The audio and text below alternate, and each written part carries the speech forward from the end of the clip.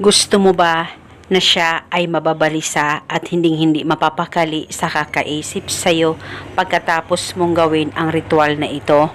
Pwes gawin mo ito ngayon mismo sa oras na mapanood mo ang video na ito. At paniguradong ito ay makakatulong sa inyo, lalong-lalo na ikaw ay hindi na iniisip ng mahal mo. Kaya gawin ito na buo ang loob at tiwala mo. Gawin sa mabuti at hilingin ng buong puso. Pwede mo ito gawin sa kahit na anong araw o oras na gusto mo.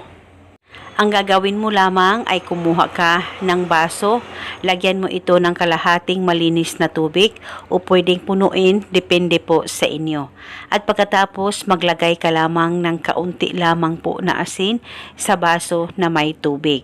At nang malagyan mo na ito ng asin, hawakan sa dalawang kamay mo ang baso, pakaisipin mo siya ng mabuti, mag-focus at mag-concentrate ka at ibulong mo ang mga salitang ito. Pangalan at apelido, sa kapangyarihan nitong tubig at asin, ikaw ay mababalisa at hindi mapapakali sa kakaisip sa akin. Ibulong mo lamang ito ng 3 beses. Pwede ka rin mag-iba o magdagdag ng hiling kung gusto mo, wala pong problema.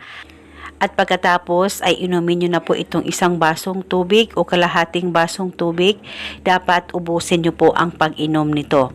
At kinabukasan, pwedeng ulitin ang paggawa nitong ritual sa kahit na anong oras na gusto mo. At depende po sa inyo kung hanggang kailan nyo po gustong gawin ang ritual na ito, ay wala pong problema. At paniguradong mababalisa siya at hindi siya mapapakali sa kakaisip sa'yo. Basta tiwala lang.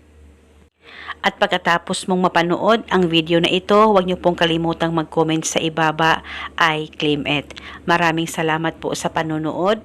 May God bless us all.